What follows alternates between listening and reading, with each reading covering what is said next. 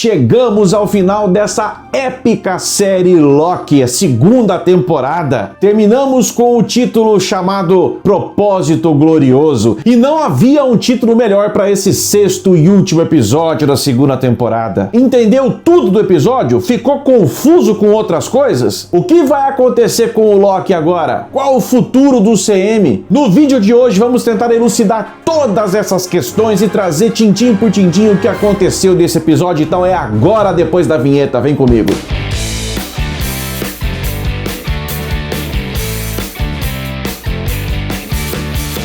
E aí galera, Spotco na área, eu sou o André Murer e desejo que a força esteja com cada um de vocês. Bora direto pra análise, vamos lá. Começando exatamente de onde havia parado, né, no último episódio, o Loki volta, então ele aprende a controlar os seus novos poderes, né, de deslize no tempo. E aqui um registro pra já ficar entendido logo de cara. Por que o Loki não se desfaz, não se espaguetiza, né, como os outros, por exemplo, como as outras pessoas? Porque o Loki, desde o primeiro episódio, quando ele é puxado pelo tear temporal, quando ele, justamente na tentativa de cessar os deslizes temporais, ele é puxado do tear temporal, naquele momento o Loki não pertence mais ao tempo. Ele não pertence mais ao tempo porque ele não pertence mais a nenhuma linha do tempo, nem a sagrada e nem a ramificada. Então a espaguetização não tem efeito sobre ele, justamente porque ele não tem uma identidade gravada em linha temporal nenhuma. Não só podendo ir para onde ele desejar ir na linha do tempo ou qualquer linha ramificada que seja, ele também agora descobre que ele consegue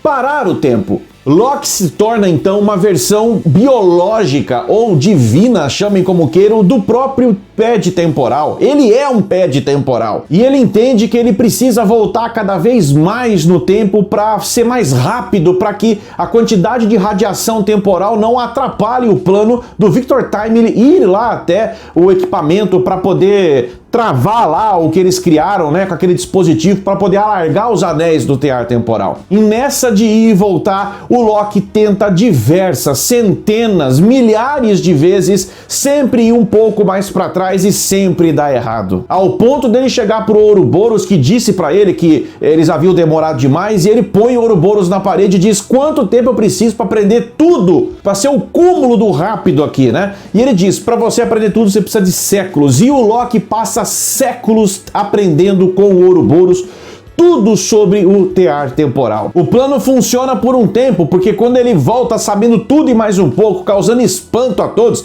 ninguém estava entendendo nada. Como é que o Loki tinha todo aquele conhecimento, né? Porque para todos os outros se passaram apenas alguns minutos, algumas horas no máximo. Para o Loki se passaram séculos de aprendizagem. E o Loki então consegue um sucesso imediato. O Victor Timely consegue laçar o tear temporal, volta, mas dali para frente o próprio Ouroboros percebe que todo o tear temporal, todo aquele esforço foi inútil porque a sobrecarga continuou. É quando finalmente o Victor Timely diz que existia um fator que ninguém levou em conta, que era a escala infinita de ramificações que foram criadas a partir do descontrole da linha sagrada principal, né? Loki não desiste de jeito nenhum. Ele decide então ir lá para trás mesmo, lá para a Cidadela, no Palácio no Fim dos Tempos, falar exatamente com a Sylvie, tentar travar a Sylvie de alguma forma para ela não matar aquele que permanece, porque ele chega à conclusão que o tear só se manteria em ordem se aquele que permanece não fosse morto. Então a gente descobre que tudo sempre pertenceu ao plano do aquele que permanece. Ele já tinha dito lá atrás,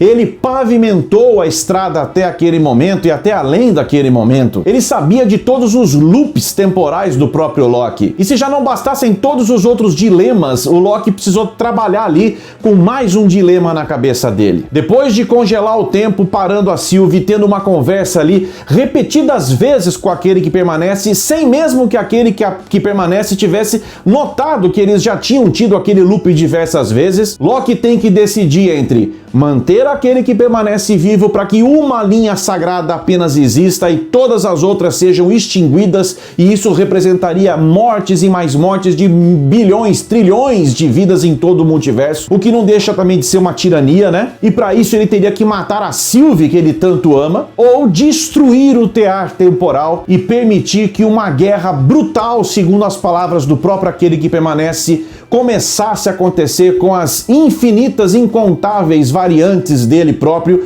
e não sobrasse mais nada para contar a história, nem mesmo a própria linha do tempo sagrada. Naquele momento, Loki faz a decisão difícil. A decisão mais difícil naquele momento para o Loki era exatamente manter a Sylvie viva e destruir o tear temporal e assumir todos os riscos de uma nova guerra multiversal. Ele decide mudar essa equação e parte para isso, não sem antes se orientar e ir lá para conversar com o Mobius, por exemplo, na mesma sala do teatro temporal, onde eles conversaram lá no começo da primeira temporada, né? Onde o Loki é apresentado para toda a história de vida dele, aquele Loki que estava recém-chegado da Batalha de Nova York. Ele desliza para aquele momento, tem uma conversa fundamental com o Mobius que o ajuda realmente a esclarecer as ideias. Mobius, inclusive, conta uma história de uma determinada caçadora, que era a própria Ravonna, que hesita ao acabar em podar uma variante de um garotinho de 8 anos que seria responsável pela morte de 5.000 pessoas, um garoto que ali estava nas redondezas ali do Mar Morto. Eu confesso que eu tentei pesquisar demais qualquer fato histórico que remontasse a esse garoto e eu não achei. Se você achar, por favor, coloca nos comentários que eu tô doido para voltar aqui para fazer um vídeo explicando de quem se trata esse garoto que foi podado de 8 anos e que foi responsável pela morte de 5.000 pessoas. Naquele momento, aquela linha temporal começa a se desfazer na frente do Loki, e isso tem a ver com uma outra explicação do que aquele que permanece disse, que o Victor Timely estava errado quanto à questão da escala ser o problema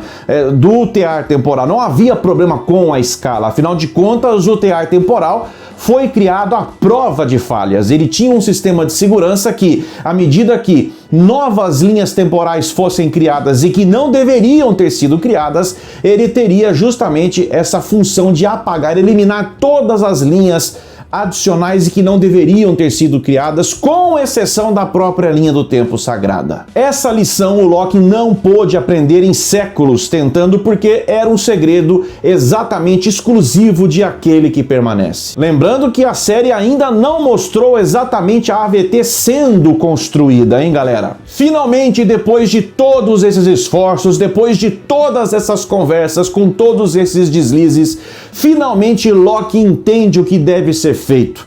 Ele se entende e se enxerga realmente como um deus, se assume como um deus, mas faz a grande transformação. Que desenvolvimento de personagem tem o Loki desde os primórdios do UCM. Desde quando para ele ter um propósito glorioso significaria assumir um trono e subjugar todos aqueles que estivessem abaixo dele ou que fossem inferiores a ele. Ele descobre que o grande propósito glorioso dele seria se sacrificar pelo bem de todo o multiverso. Ele deixa de ser o deus da trapaça e se torna o deus das histórias, assim como nos quadrinhos isso também aconteceu. E mais do que isso, em live action ele se torna o próprio deus do multiverso, pois ele assume a bronca, ele vai pra ponte ali, deixa todo mundo trancado lá na AVT e ele vai com o poder dele, assumindo de novo o manto de Loki, né, com aquele uniforme dele tradicional, com alguns detalhes em laranja, inclusive,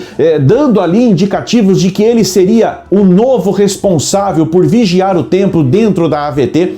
E ele parte pro tear temporal e arrebenta, esgarça, acaba com o tear temporal. E quando ele vê todas as linhas do tempo morrendo, ele, Loki, super poderoso como tá nesse momento, ele percebe que ele consegue de novo dar vida para as linhas ramificadas, para as muitas linhas ramificadas. E ele começa a pegar uma a uma e ele traz consigo literalmente todas as linhas ramificadas para dar o sopro de vida de novo no multiverso. Abrindo uma fenda no contínuo espaço-tempo, ele entra na cidadela dos fins dos tempos, toda em destroços, e à medida que ele vai caminhando e subindo para o trono, todo dourado nesse momento, pronto para ele assumir aquele trono, ele senta, trazendo com ele nas mãos E nas capas dele, né? Você pode ver nas capas dele ali também muitas ramificações, todas unidas nos braços, na capa, enfim, ele traz com ele, literalmente, ele gruda no multiverso e dali ele enxerga a tudo e a todos. E o novo tear temporal se converge em Yggdrasil,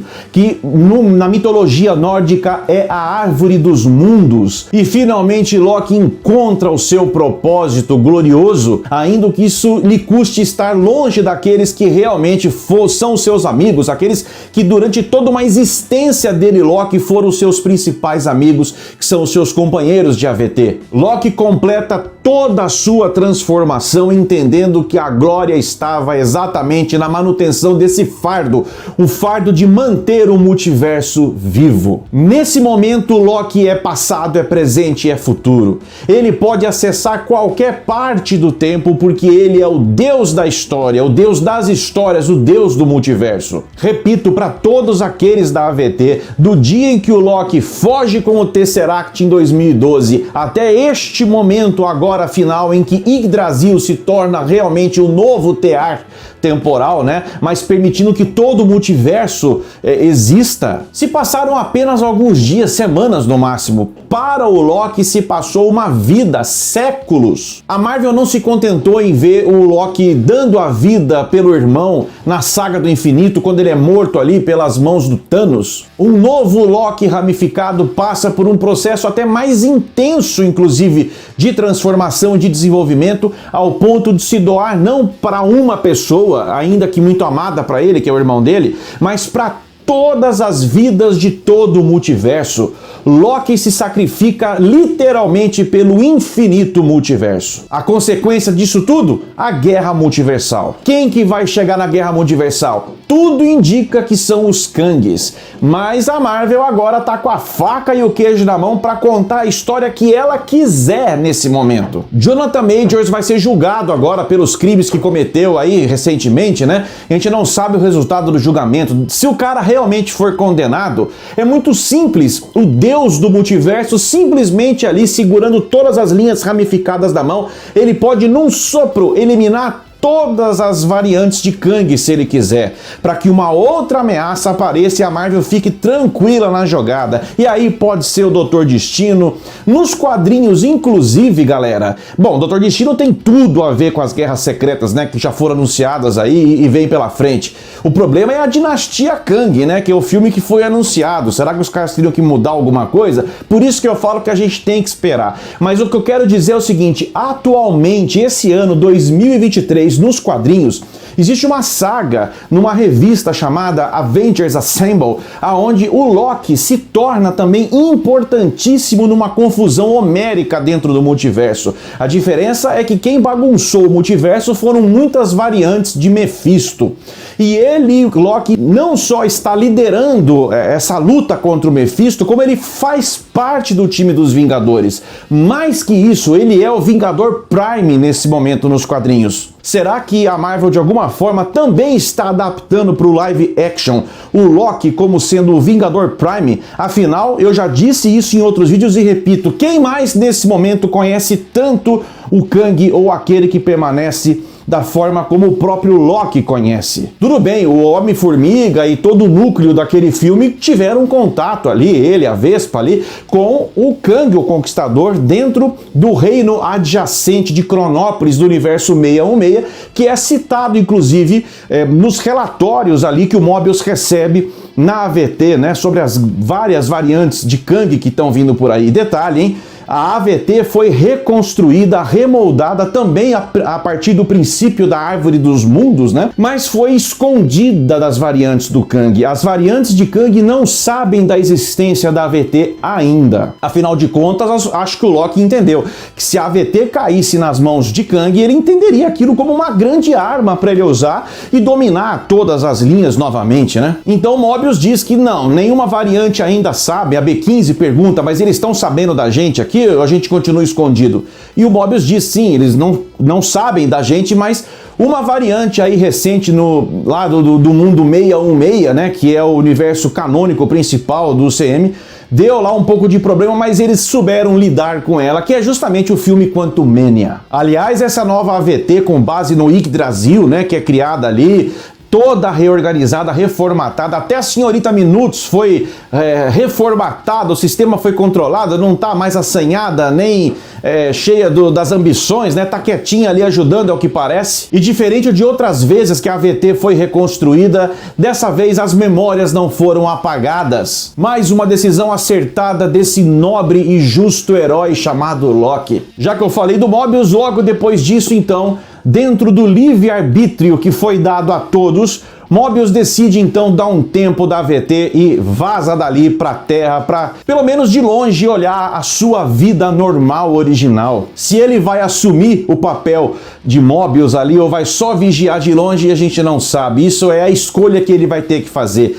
Por isso que a Sylvie, quando aparece do lado dele, quando é perguntada pra onde ela vai, Mobius pergunta: o que você vai fazer agora? E ela fala: não sei, vamos seguir por aí. É o livre-arbítrio dessa nova AVT, mas um livre-arbítrio totalmente vigiado pela raiz da Yggdrasil, que é o deus do multiverso Loki nesse momento. No início do vídeo eu disse que não haveria um nome melhor que eles pudessem ter escolhido para esse encerramento, o 6º episódio, do que Um Propósito Glorioso. O primeiro episódio da primeira temporada teve esse nome, Propósito Glorioso. E como o fim é o começo e o começo é o fim, o último episódio também repetiu o mesmo título de Propósito Glorioso. A diferença é que os propósitos gloriosos mudaram para melhor dentro desse desenvolvimento que o Loki teve. O propósito glorioso do começo era um Loki totalmente voltado à tirania. E agora nós chegamos no ciclo do propósito glorioso de um Loki que se doa e se sacrifica por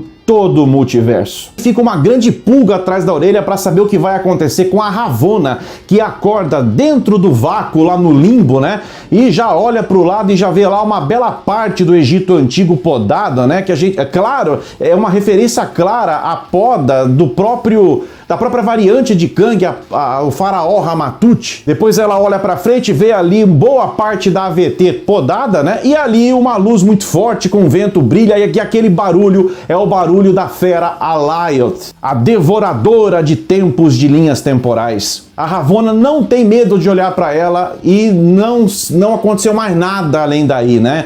Então dá margem sim para uma sequência ou para uma terceira temporada, o que seria ótimo, né? Ou de repente a continuação disso em mais algum filme da Marvel pra frente. Não tivemos cenas pós-créditos, eu até acho que eles tinham gravado, mas cortaram, né? Porque, repito, tem o julgamento do Jonathan Majors para chegar aí, e dependendo do que tivesse nessa cena pós-crédito, seria um risco muito grande a Marvel se comprometer com alguma possibilidade de novo roteiro adiante. Então os caras simplesmente tiram a cena pós-crédito, deixa como tá, que a Marvel tá com a faca e o queijo na mão para contar a história que ela quiser agora, dependendo dos resultados aí do julgamento. E na expectativa do que vem por aí, já tem logo o filme das Marvels, que a gente vai fazer vídeo aqui já já. Eu te agradeço de você ter ficado com a gente até agora nesse vídeo comprido de análise, né? Mas mereceu, era preciso falar tudo isso. Então eu quero te pedir, se você tá conhecendo o nosso canal hoje, seja muito bem-vindo ao Spótico, muito bem-vinda ao Spótico, e fica com a família, vem fazer parte com a gente, deixa aqui essa inscrição, não vai embora sem inscrição não, ativa o sininho e manda ver nesse like junto com toda a galera que tá desde o começo. Eu só tenho a agradecer demais vocês por essa parceria, galera. De resto, fiquem bem, se cuidem, a gente se vê sempre no próximo vídeo. Spótico na área.